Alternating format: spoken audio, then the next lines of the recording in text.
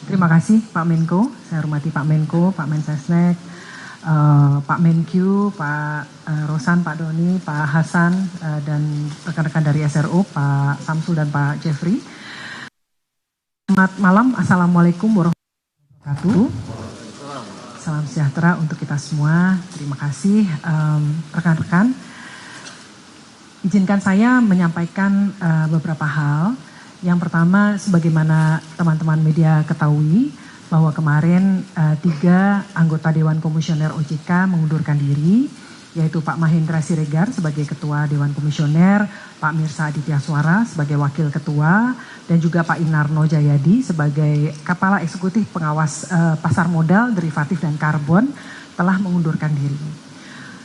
Oleh karena itu, tadi siang ya sampai dengan sore tadi, anggota Dewan Komisioner telah melakukan rapat Dewan Komisioner dan sesuai dengan ketentuan yang ada di Undang-Undang Nomor 21 Tahun 2011 dan juga dikuatkan dengan Undang-Undang Pengembangan dan Penguatan Sektor Keuangan Nomor 4 Tahun 2023, kami telah memutuskan yang pertama mengangkat saya, Frederika Widyasari Dewi, sebagai pejabat sementara ketua dan juga wakil ketua Dewan Komisioner OJK. Sementara tugas kami sebagai Kepala Eksekutif Pengawas Perilaku Pelaku Usaha Jasa Keuangan Edukasi dan Perlindungan Konsumen juga tetap kami emban. Selanjutnya Pak Hasan Fauzi diputuskan di dalam RDK tersebut menjabat sebagai pejabat sementara Kepala Eksekutif Pengawas Pasar Modal, Derivatif, dan Bursa Karbon, dan juga tetap merangkap sebagai Kepala Eksekutif Pengawas Inovasi Aset Keuangan Digital dan Kripto. Seperti itu. Jadi tidak ada kekosongan yang bisa kami sampaikan, dan kami memastikan bahwa seluruh kebijakan, program kerja, tugas OJK terlaksana dengan baik sebagaimana mestinya, dan kita tetap mengedepankan yang terbaik ya untuk kemajuan stabilitas di sektor jasa keuangan. Selanjutnya tadi menyambung dari yang disampaikan oleh Pak Menko, kami juga mempunyai komitmen untuk terus melakukan program reformasi pasar modal Indonesia.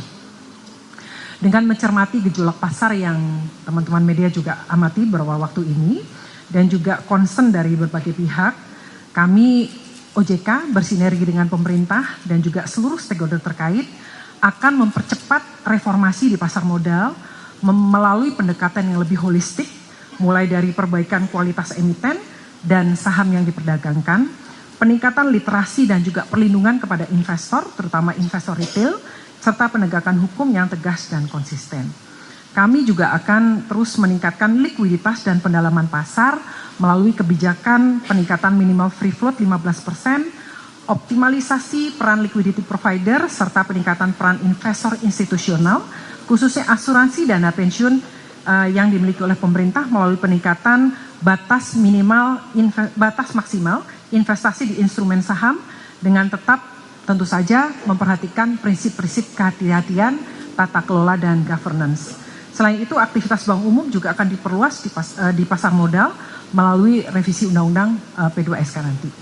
Kemudian peningkatan transparansi pemegang saham melalui kewajiban transparansi UBO-nya, Ultimate Beneficial Ownership, Affiliated Party Disclosure, serta penguatan due diligence dan KYC oleh perusahaan efek.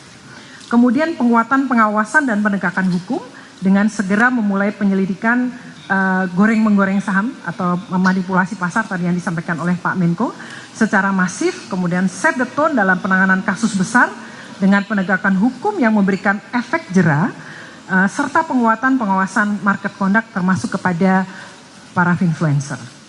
Kemudian penguatan governance dan mengurangi konflik kepentingan diantaranya melalui demutualisasi bursa yang akan mengubah struktur kelembagaan dan perluasan kepemilikan serta diikuti reformasi governance proses dan struktur di self-regulatory organization yaitu di bursa, KEPI, dan KSE.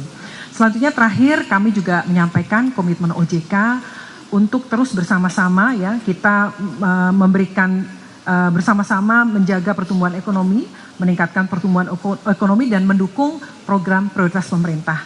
Beberapa yang bisa kami sampaikan, yang pertama perbankan terus menyediakan pembiayaan program pembangunan termasuk Koperasi Desa Merah Putih di mana telah disalurkan pembiayaan sebesar Rp148,6 triliun sampai dengan Desember 2025. Kemudian dalam rangka memberikan kemudahan bagi masyarakat dan pelaku usaha di wilayah bencana, kami telah menetapkan kebijakan pemberian perlakuan khusus atas kredit pembiayaan kepada debitur yang terkena dampak bencana di Aceh, Sumatera Utara, Sumatera Barat, berlaku selama 3 tahun sejak 10 Desember 2025. Kemudian OJK juga terus mendorong penyaluran kredit pembiayaan untuk program MBG, termasuk melalui securities crowdfunding, serta program penjaminan khusus kepada petani UMKM dan pengembangan produk asuransi parametrik. Dapat kami sampaikan bahwa angkanya per Desember 2025 sebesar 1,17 triliun penyaluran kredit sudah disalurkan. Kemudian melengkapi kebijakan relaksasi terhadap pembiayaan sektor perumahan, kami juga terus mendorong bank, perusahaan pembiayaan, perusahaan Medal Funtura, BP Tapera, SMF, dan PNM untuk terus memperluas pembiayaan KPR bagi masyarakat berpenghasilan rendah. Dan terakhir, untuk meningkatkan kemudahan akses kredit pembiayaan kepada UMKM yang telah diatur melalui ketentuan OJK yang mengatur skema pembiayaan khusus bagi UMKM dan petani. Kemudian juga terakhir Pak Menko, pengembangan bursa karbon dalam rangka mendukung pengembangan nilai ekonomi karbon serta SRUK bersama kementerian terkait. Mungkin dari situ kami sampaikan, kami terima kasih, mohon dukungan Bapak Ibu semua, seluruh stakeholder, pemerintah, kita bekerja bersama-sama dan mohon dukungan media juga supaya kami bisa berhasil menjalankan proses reformasi dan juga menjaga stabilitas sistem keuangan dan mendukung pertumbuhan ekonomi. Terima kasih, kami kembalikan kepada Pak Menko.